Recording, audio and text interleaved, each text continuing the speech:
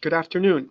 Welcome to the webinar on the best defenses is a good offense, a proactive preparation for size protest. This webinar is being presented to you by PilieroMazza. I'm presenting with my colleague, Michelle Litteken. The subject matter that we're dealing with here is size protest that we thought were critical for the small business community to be aware of these days, given the fact that there are so many opportunities regularly being set aside for small businesses. The government has a 23% goal to award contracts to small businesses because of the rule of two. So many opportunities are regularly being presented to small businesses for competition.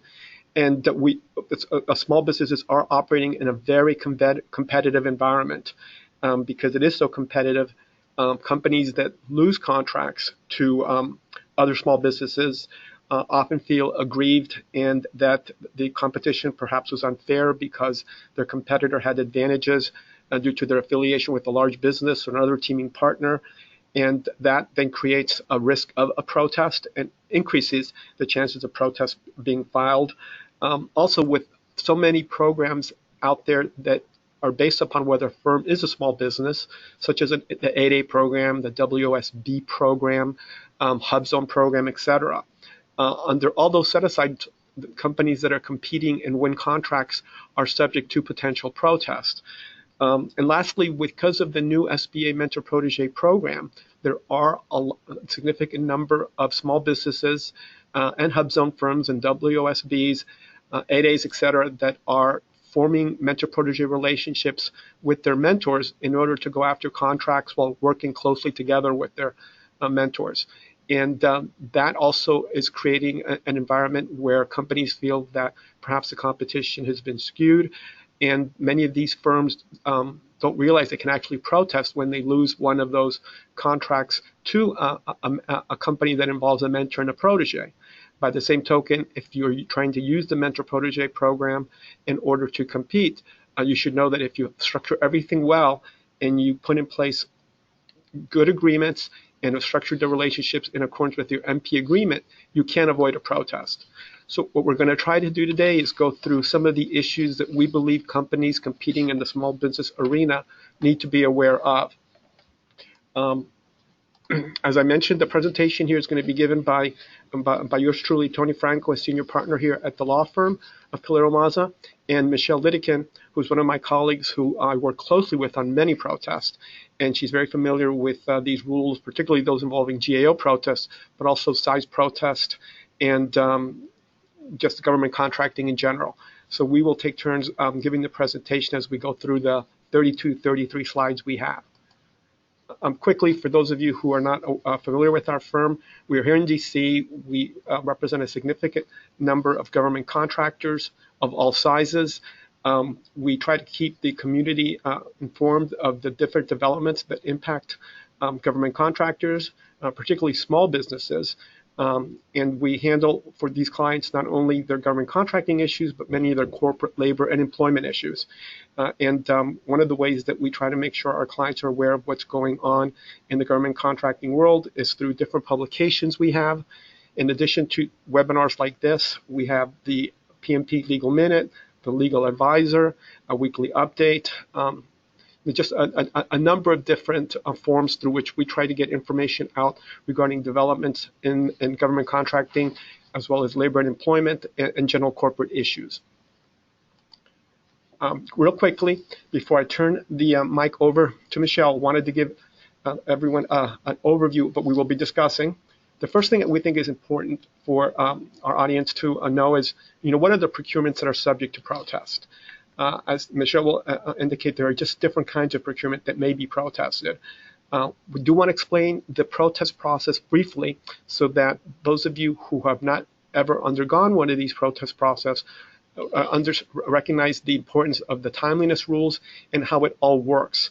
Then we're going to segue into the kind of information that a protested firm should be prepared to submit to the SBA if you are protested. And that will give you an idea of some of the strategies you need to undertake early on in order to protect yourself if you're protested. We then will get into some of the bigger issues that we believe many of you are attending here for is, what are arguments that are often raised in size protest, and what are the mitigation strategies that you need to be prepared to take? And then we will end with size protest defense tips. At the very end of the presentation, we will be taking questions. If there are questions that come in, please feel free to present them. We do want to cover all the material, and if we can't get to your questions during the presentation or afterwards, we will follow up with you in the next few days or a week with answers to your questions. So now I'd like to go ahead and turn it over to Michelle. Thank you, Tony. So the procurements that may be protested. This is an important issue to understand, because when you get that protest letter that we'll be talking about, you may have a good argument that this is not a procurement that can be protested, and that would be a good defense strategy right there. So the kind of procurement that may be protested in a size protest or a status protest is any procurement where an offeror is required to represent its size and or status. That may be on a set-aside contract or a task order. For task orders under a multiple award contract, also known as a MAC, you want to check the RFP and see if it contains an explicit recertification requirement. That is up to the discretion of the CO. So sometimes a MAC task order will have that requirement and sometimes it won't. And if it doesn't have that certification requirement and you're the awardee and you have a size protest come in, that's a good argument right there to move to dismiss, because you were not required to certify your size or your status.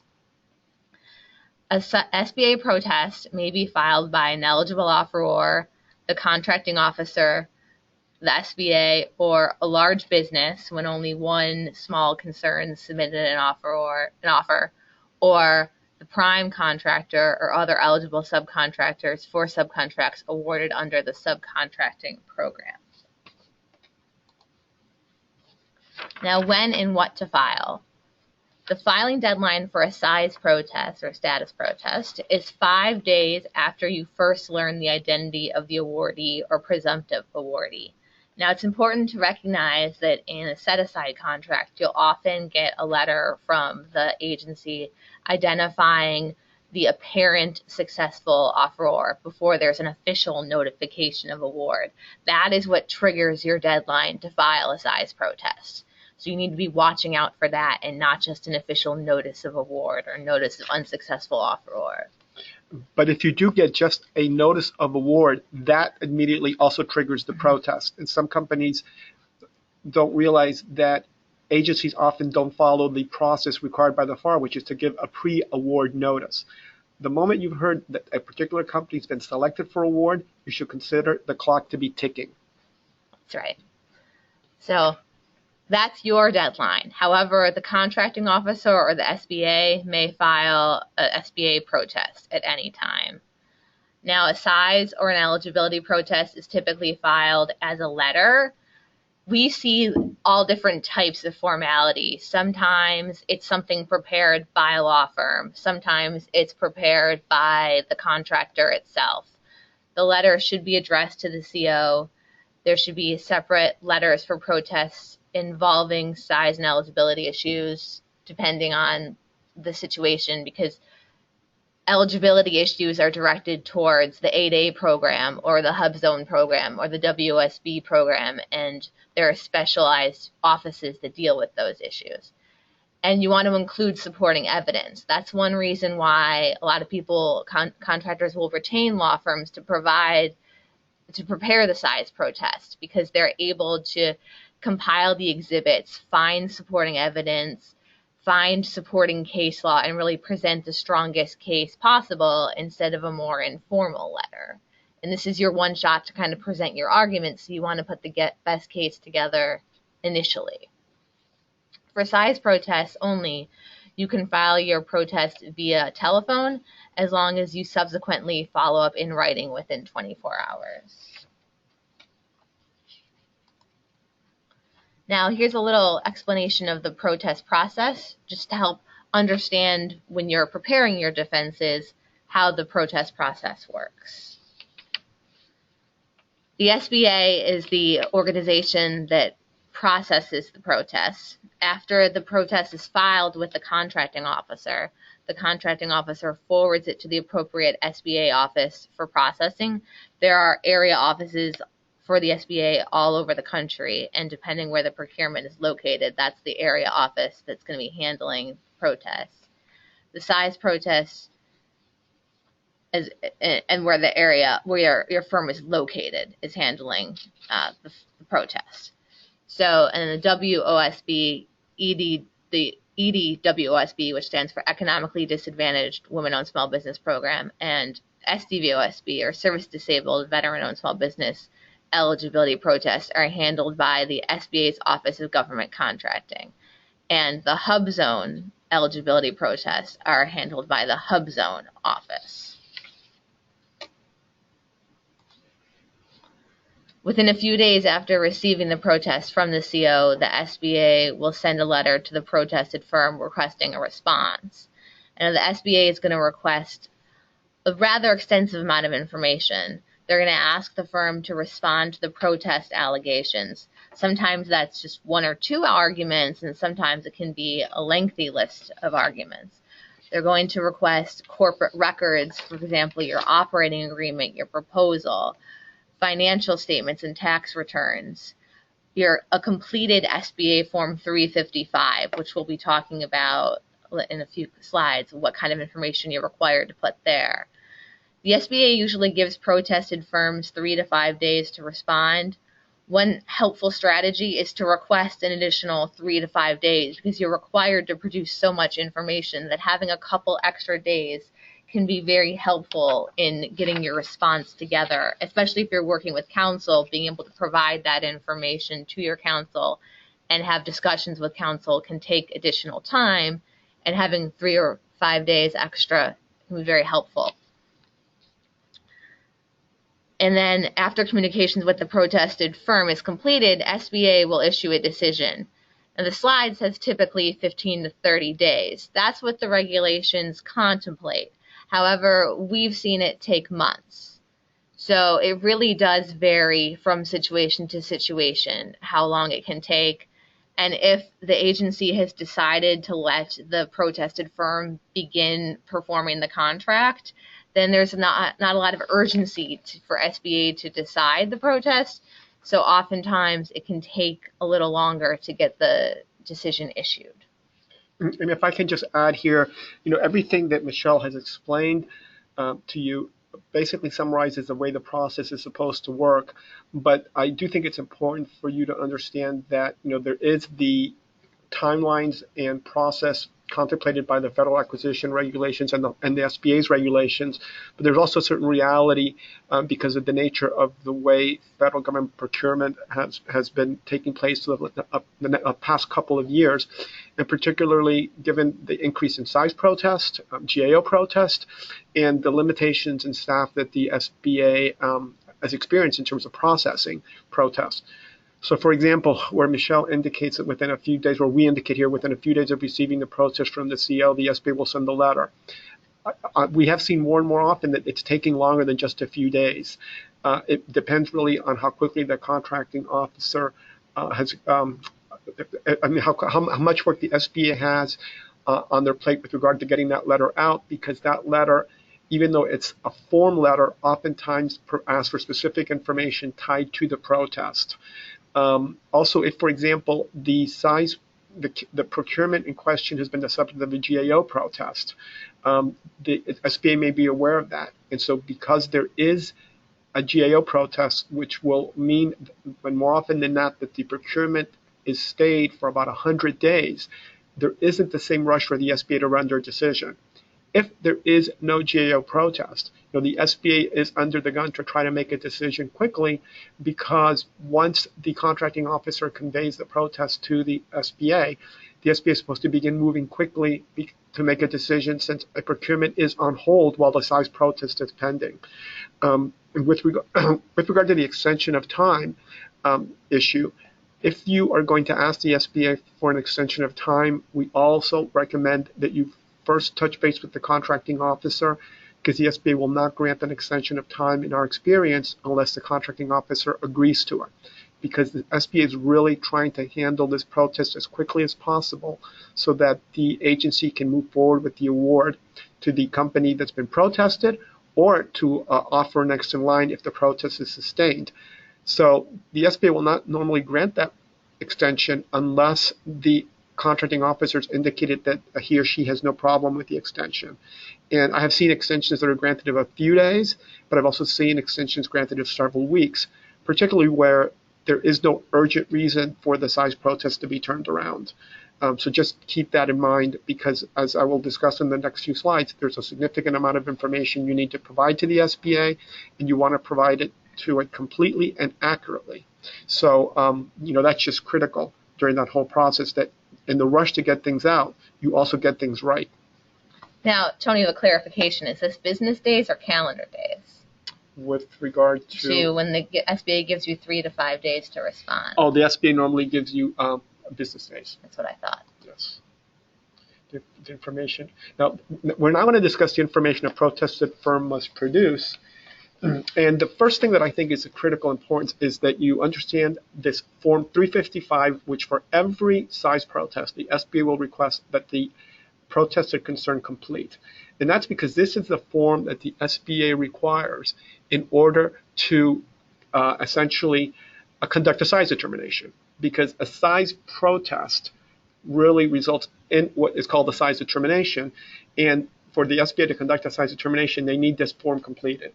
I recommend that those of you who are attending here, once we finish this webinar, and if you really want to continue, focusing on these defense strategies, pull the SBA Form 355 and look at it.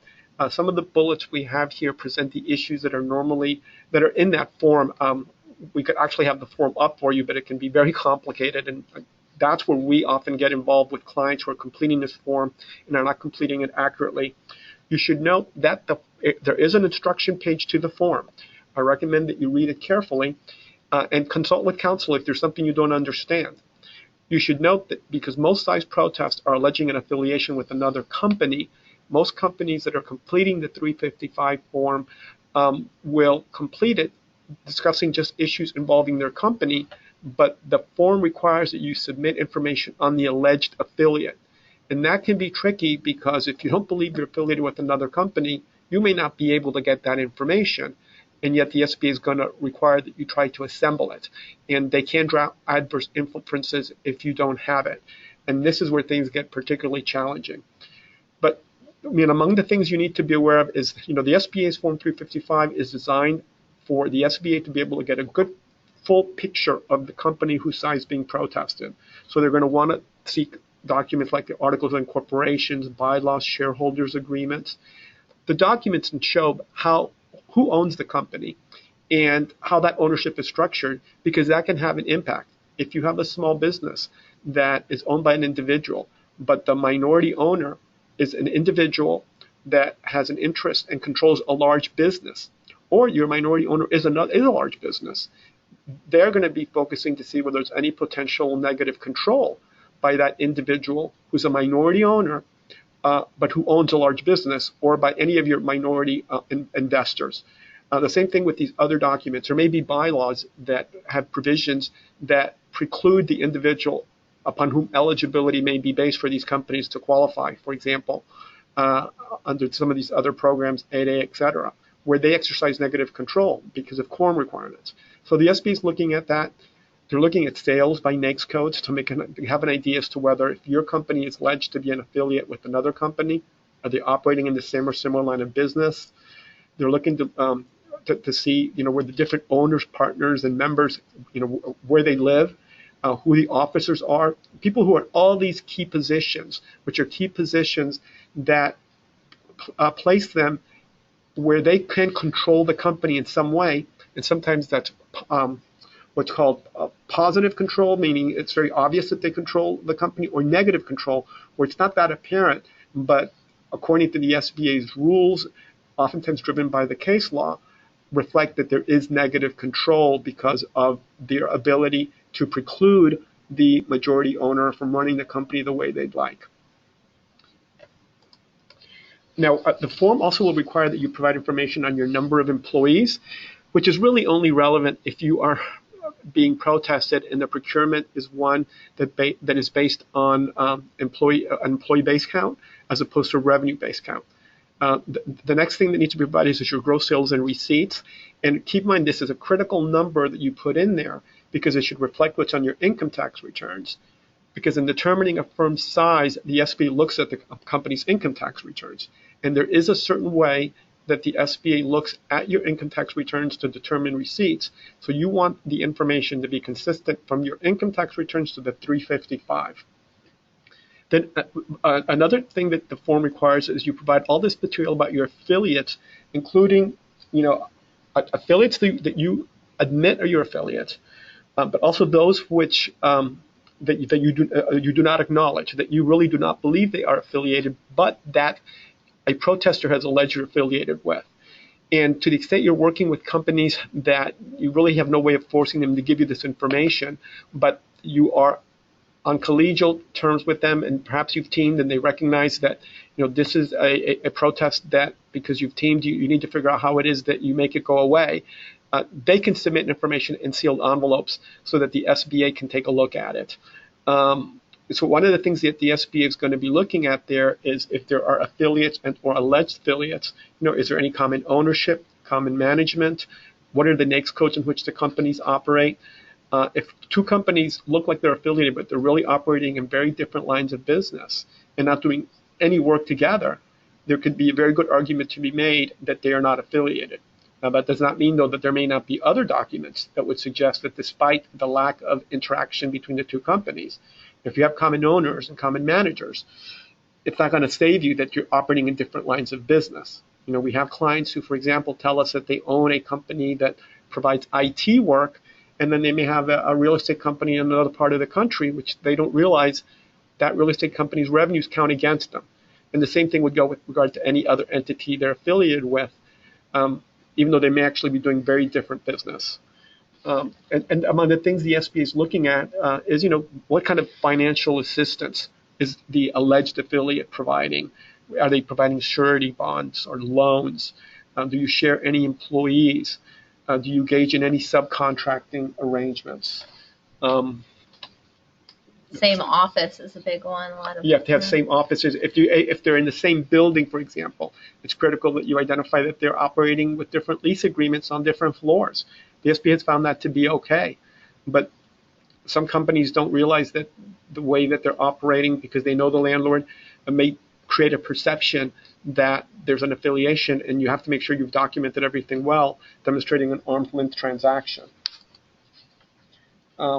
The other thing that to be looking at is the SBA is going to request financial statements from any company that's been protested.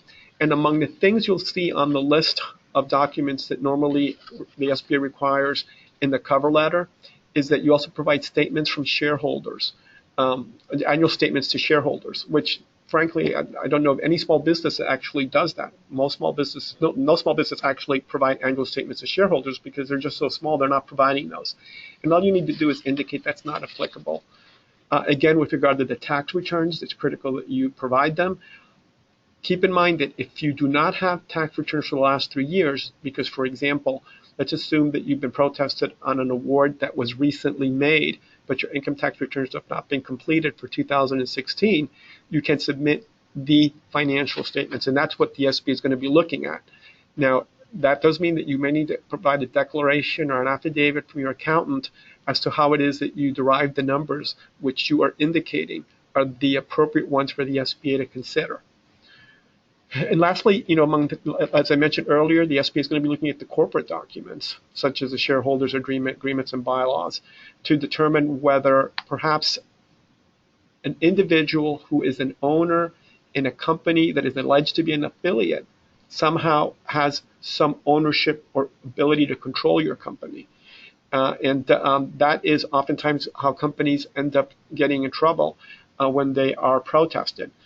Keeping in mind that, we're talking about usually protests in connection with the procurement, and those tend to be very focused on who is your teaming partner. And that doesn't necessarily mean, though, that is the only exposure you have. the SBA can actually be looking at a size protest involving a particular procurement, and in reviewing those documents, find information that suggests that there's an affiliation with another company altogether. And so it is critical that you are mindful that when you're producing all this information, you're not only trying to defend against the protest allegations involving an alleged ostensible subcontractor, for example, but also any other relationships you may have there that could surface, because the SBA will dig deep. Now, the arguments that are often raised in size protests and some of the risk mitigation strategies. The first thing that I think I want to point out is one of the first things that is raised, particularly with regard to these days where many companies are forming joint ventures. It doesn't have to be in the joint venture setting, but if you, for example, are creating a joint venture, the argument that can be raised is whether each firm is small. Now, if you have a mentor-protege joint venture, it doesn't matter whether the large business is small or not, but one of the parties has to be small for purposes of these joint ventures. And keep in mind that to the extent the parties are joint venturing in a way that doesn't follow the regulations that the SBA established for joint ventures, the firms could be successfully protested. Another issue that may arise when companies are joint venturing is if they've joint ventured too many times, have they violated the 3 and 2 rule, which is a rule that basically says that when two companies have formed a joint venture, they can receive up to 3 awards starting as of the date that the first award is made for 2 years. And after 2 years, they should not be bidding on any more work. Now, if they submitted many bids and they came in before that 2 years is up or the third award is made, they should be fine. But because these are complicated rules, and oftentimes companies are not monitoring this carefully, these are the issues that protesters may be looking out for in terms of alleging that something was done improperly by the awardee. And if the allegations are specific enough, the SBA will look at it. And the next thing you know, you now have to answer all these questions. So whenever putting together these teams, et cetera, you should be mindful of the fact that there's a chance that you could be protested, even though there may not be anything there. As I mentioned, and this next bullet is the one that highlights the fact that you need to create these joint venture agreements in accordance with specific regulations the SBA established, particularly with regard to set-asides under the STVOB program or the WSB program or 8As. These programs require that your joint venture agreements have certain specific terms, and to the extent that mentors are creating joint ventures with their proteges under the new All Small Business program because of the significant exemption from affiliation that new program has created, these firms that enter into these JVs must follow some very specific rules. And not following them can result in a protest being filed that is successful if those regulatory provisions are not properly embedded into those agreements. And lastly, with regard to hub zone JVs, many companies, will protest the size as well as whether the status of the hub zone company is small, or whether if it's a mentor protege type JV, whether that joint venture was properly structured. Now, with regard to common control, just wanted to make sure that everyone understood that with regard to affiliation, that is the bottom line that the SBA is looking at. At the heart of affiliation is whether there's ability to control the company whose size is at issue. And control can be through officers, directors, ownership, etc., which is why the SBA in the 355 form asks for so much information regarding the management team. This is actually one of the reasons we recommend that small businesses really think carefully as to how large a board of directors they have, also how many officers they have. Also, small businesses, when naming people to key positions or making them officers and directors, they should inquire whether these people have other interests in other companies they control, because unbeknownst to a small business who has hired a vice president or has put somebody on their board, that individual now may be in a position that could suggest an affiliation with what other entities they own. And in connection with what are things you should be doing to reduce the risk of these protests being filed, we oftentimes see that these protests are being filed because of press releases the companies have put out in the past, where they're touting just how successful they've been, or talking about their revenues and all the contracts they have. also through social media and websites, things that they are putting out there that their competitors can quickly Google and stitch together what looks like a very colorable claim. Never mind that there's an explanation behind every single one of these postings, but ultimately, we understand that small businesses want others to know how well they're doing, but you really need to temper whether you want to have that information out there when you have competitors that can quickly turn that around. It's critical that small businesses also look at their corporate documents and update them. If you are protested and you're being given a short time frame to turn things around, you may not have time to clean up your corporate record book. And as a matter of fact, that creates an issue because technically speaking, when the SBA does the size determination, they look at the facts on the date that size is to be determined. On a procurement, size is determined as of the date you submit your initial proposal, including price. Thus, any documents you created after that date, the SBA may completely ignore. And I do believe that declarations and affidavits can be filed explaining to the SBA on the front end, with your response to the size protest, that these documents were outdated, they didn't reflect the reality, but nonetheless, as a precautionary measure, it would be good to be cleaning those documents up, at different periods of time during the year when you think there are changes that you've made that require that you fine-tune your documents. And keep in mind that as you change personnel, that can also create issues, particularly if you're bringing in key personnel that have worked for other companies that you are continuing to work with. So if you bring in some key people from companies that you're going to be subcontracting to, it starts looking like you're basically now creating a mirror image of your subcontractor in your company. And so you need to vet those people carefully and the perception it gives. Not saying do not hire people that you really need, but you be careful where you put them. Another basis for potential affiliation is familial affiliation, and this is a type of identity of interest. Identity of interest is the presumption that two or more people are going to act together to further one another's interests. And there's a rebuttable presumption that close family members like fathers and daughters, spouses, siblings have an identity of interest and that they're going to help one another. You can rebut this presumption with evidence showing the interests that are thought to be identical or substantially identical are separate. And there's a clear fracture in the businesses, meaning the businesses are completely separate from one another. Now, how do you do that? Some risk mitigation tips for showing clear fracture. Do not engage in business together. It means you do not issue subcontracts, do not share employees, do not lease space to one another, participate in different industries, do not share resources, do not provide any assistance in loans or bonding or anything like that. Limit the control in corporate documents that a family member may have, because as Tony said, affiliation is really all about control, so that if that other family member doesn't control your company, you have a better argument that there's no affiliation there.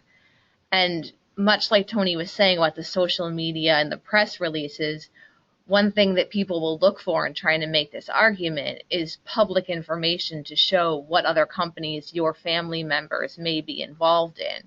So looking to see what kind of information that's out there showing what your children or spouses or other relatives, if they own companies, looking at that and maybe trying to not make that as public, or at least that there's those familial relationships, can help mitigate the risk that this kind of argument is brought.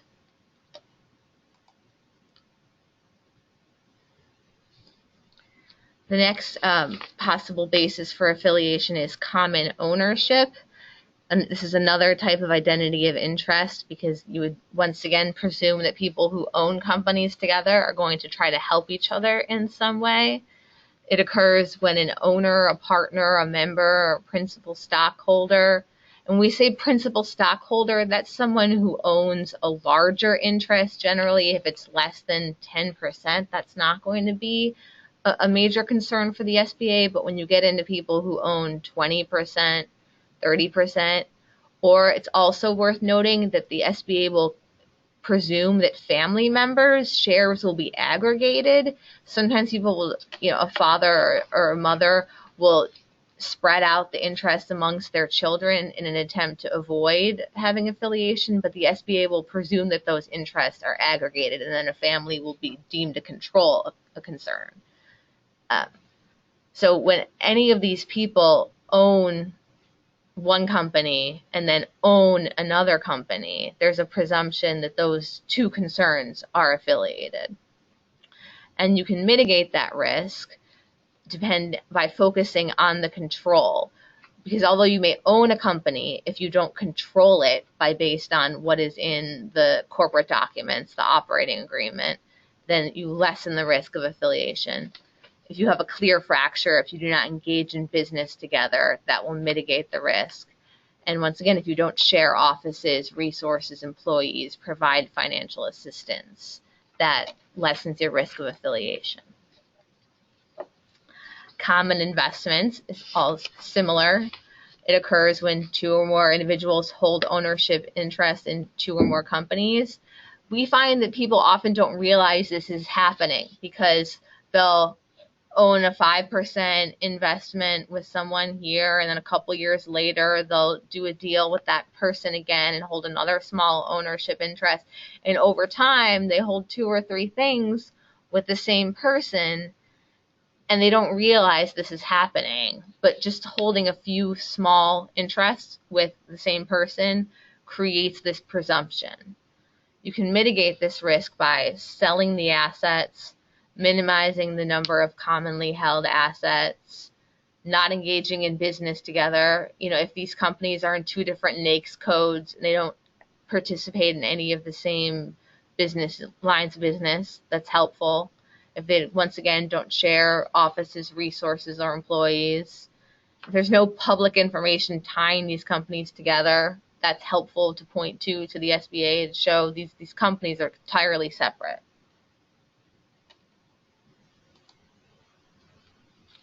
Newly organized concern is a very regimented kind of situation because you have to meet these 4 factors. If all 4 factors aren't present, then this situation does not apply.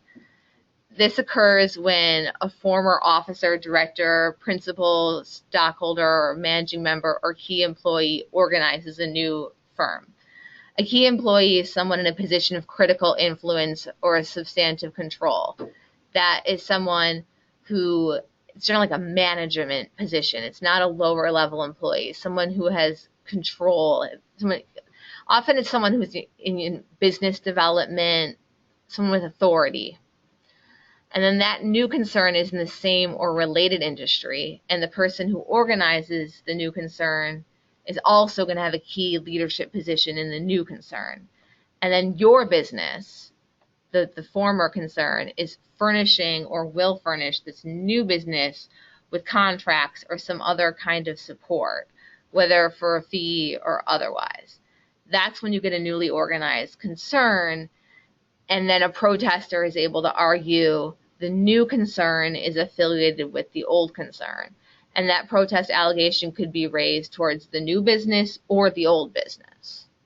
And keep in mind, this is one of those issues that we oftentimes see arise where you, for example, have a small business that's really outgrown its size. They've been doing great in the small business world, but they're no longer qualified as small, and they realize that their ability to compete is going to be just compromised because they're not going to have to compete with the bigger folks in full and open competition.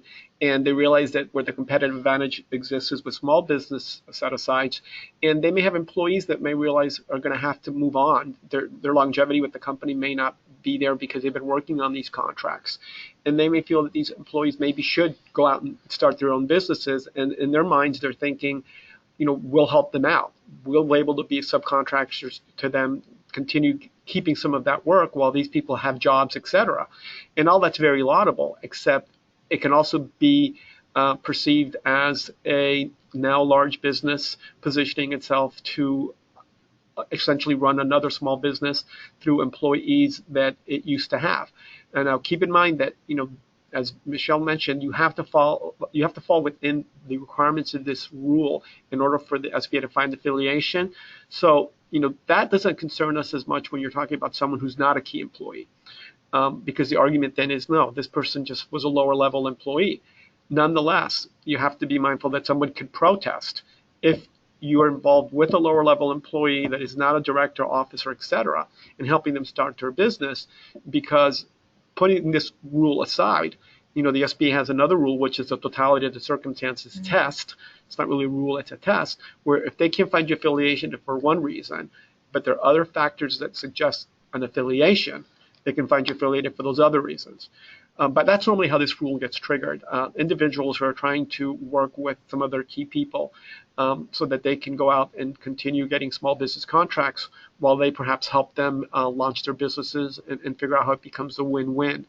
And there's nothing wrong with that so long as you're following the rules carefully, because those companies that are losing contracts to these newly organized concerns will perceive it as a system that's been completely rigged by the successful large business.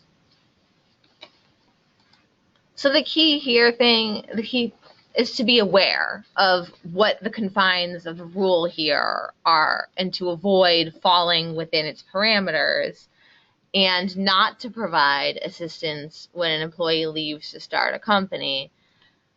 And if that key employee leaves to start a company, encourage them to go into a different industry, or at least a different NAICS code. And because all four elements are required, removing any one of them is extremely helpful in reducing your risk. And now Tony is going to talk about another basis for affiliation.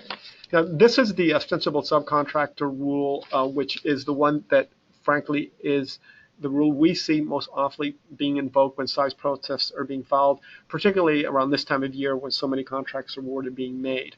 And what the ostensible subcontractor rule basically says is that when a small business pursues a contract, and it doesn't really say this, but what it comes down to is that if a small business pursues a contract with a teaming partner, and that teaming partner and the small business have created too close a relationship in pursuing that opportunity, they may be viewed as what's called an ostensible subcontractor, meaning they're not really a subcontractor, they're treated like joint venturers, in which case the size of both firms is combined.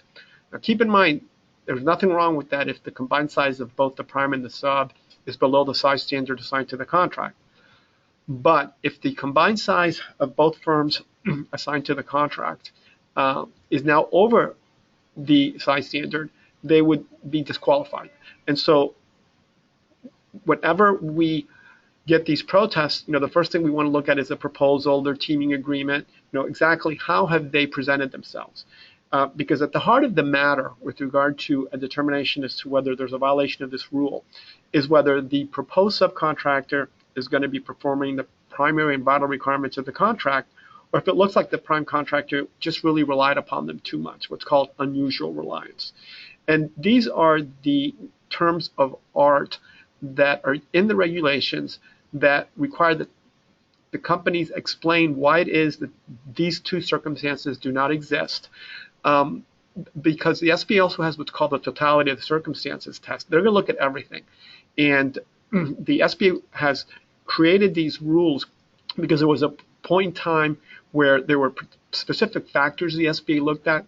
It used to be called the 7-factor test, where they focused on who put together the proposal, who was the project manager, was there commingling of employees, all factors that may be factors, but because there were many companies who were following that test in a very regimented way, the SBA sort of moved away from that and now has this much, I would think, clearer rule, but also means that you need to be prepared to explain why it is that you as the prime are doing the most important part of the contract, or you're not really depending too much on your sub.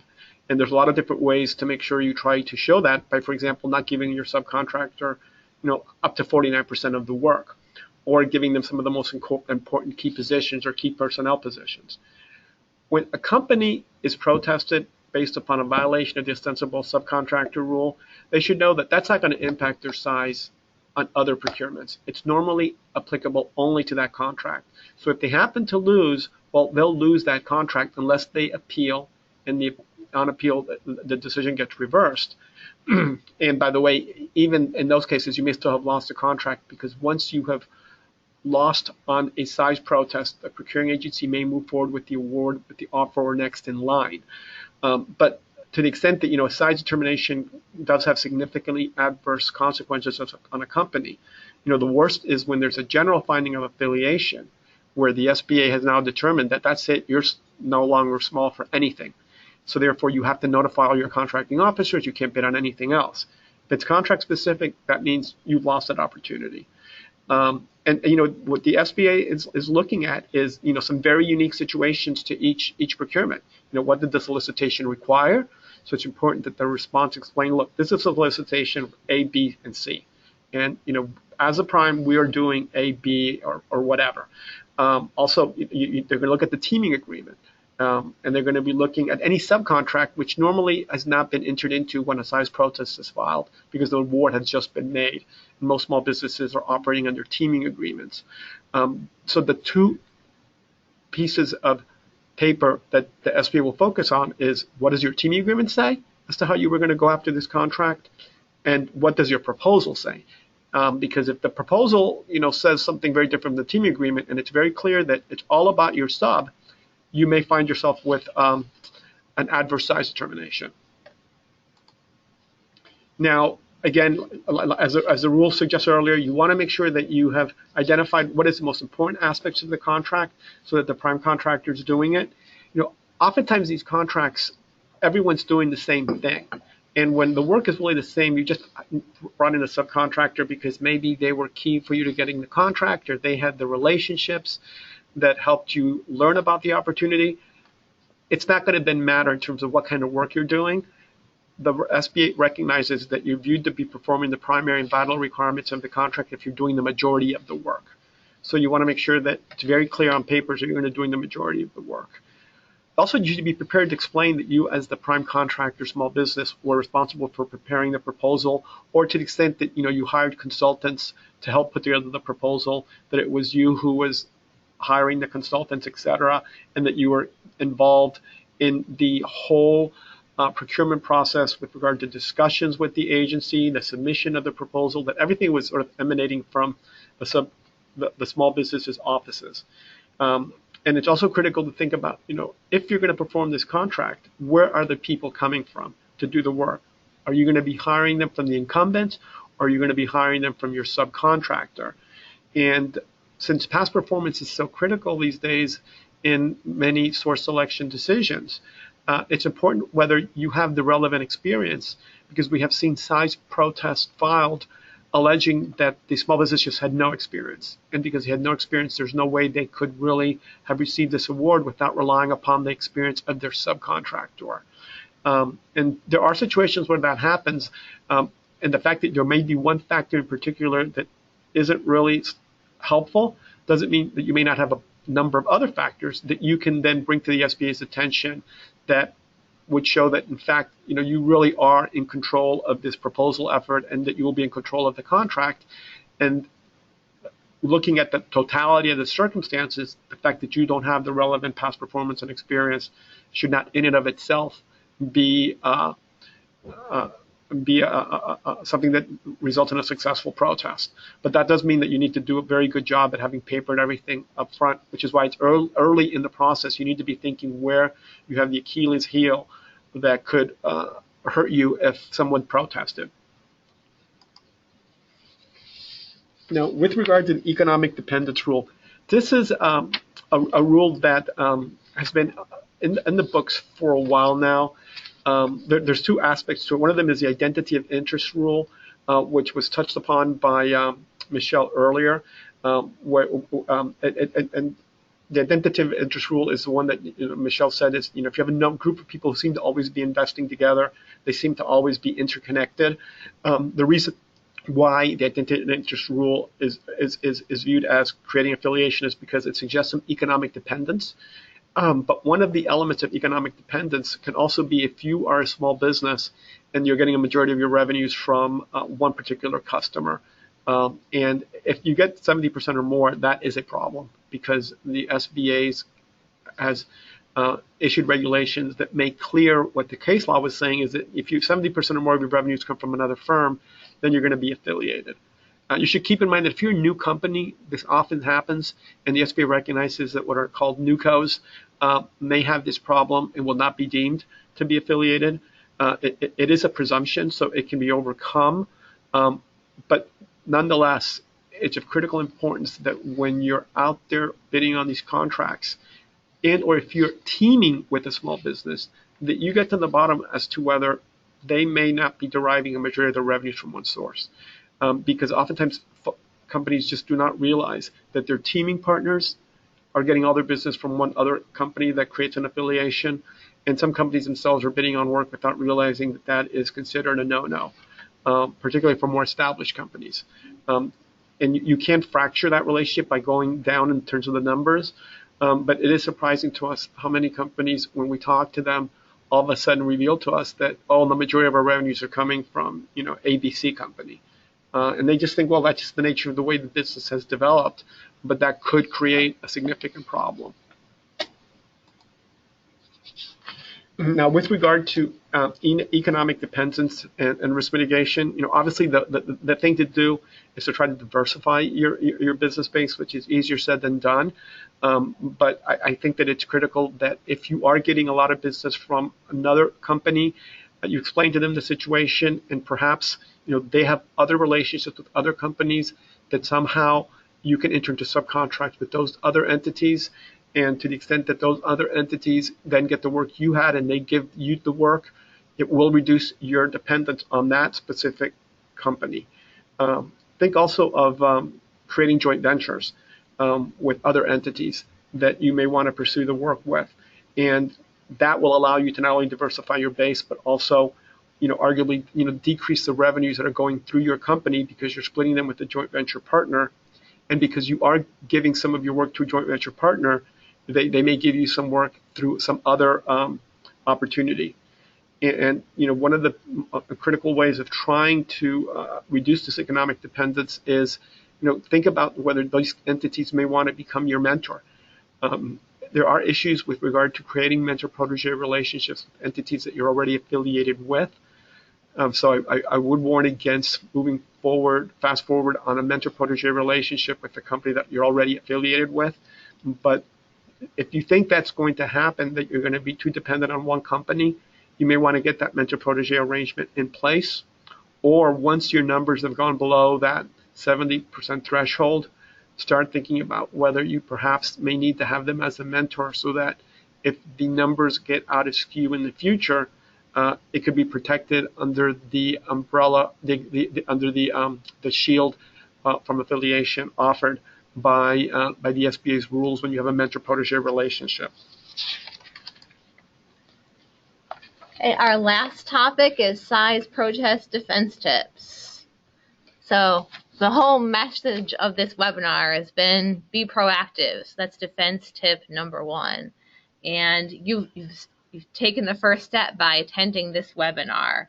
So if you, while listening here, have identified issues that you could be an issue for your company and cause some risk of a size protest, you can start addressing that today or in the next coming days by adopting some of the tips that we've talked about here, or reaching out to us and brainstorming some other options that you might be able to pursue. So many potential protest issues have to be addressed before the protest is filed. They really need to be addressed before your proposal is submitted. So now is a good time to start thinking about what you can do for the future. And there's only so much you can do to defend circumstances that existed when you submitted your initial proposal. So that's why being proactive is the best thing you can do going forward. Tips for being proactive. Undergo annual and pre-bid checkups. That's why Tony suggested downloading the Form 355 and taking the time to fill it out, because going through that exercise can help you flag those issues that could cause problems in the future. Review your corporate documents for any negative control issues. You're looking for any provisions that require everyone to agree or give anyone veto power because those are the kinds of things SBA would be looking for. Complete all fracture steps if you've recently broken ties with an affiliate. If there's a company that you're trying to break ties with, make sure you've taken all the steps to do that. For the economic dependence that we just talked about, take those steps to diversify customers and revenue sources. See if there's more small business contracts you can go after to diversify your revenue, or more companies that you can team with. Write your teaming agreement proposal and subcontract with an eye toward mitigating ostensible subcontractor affiliation. We got a question about if a very vague teaming agreement would help mitigate a size protest, and that you don't want to leave room for doubt. You want everything to be very clear. Vagueness is rarely the solution with these kinds of things. You want it to be clear. Be mindful of issues created by letters of intent. A letter of intent is something that firms often create in the merger and acquisition context. And if the letter of intent has a lot of definite terms in it, you could be presumed to be affiliated with your acquisition target or with someone who's purchasing you before you've even gotten very far into the deal, before that purchase has been consummated. So that's what that bullet point is aimed at. Implement and utilize written procedures for making size and eligibility representations. You should always make sure that you are confident that you are at the size standard you are certifying that you're at. So that's why making this annual pre-bid checkup, particularly when you're at the end of your fiscal year, the beginning of the next fiscal year, it's important to make sure that that certification is accurate. As we've been saying, completing the 355 helps to identify the potential protest risks. It can help you identify these control issues.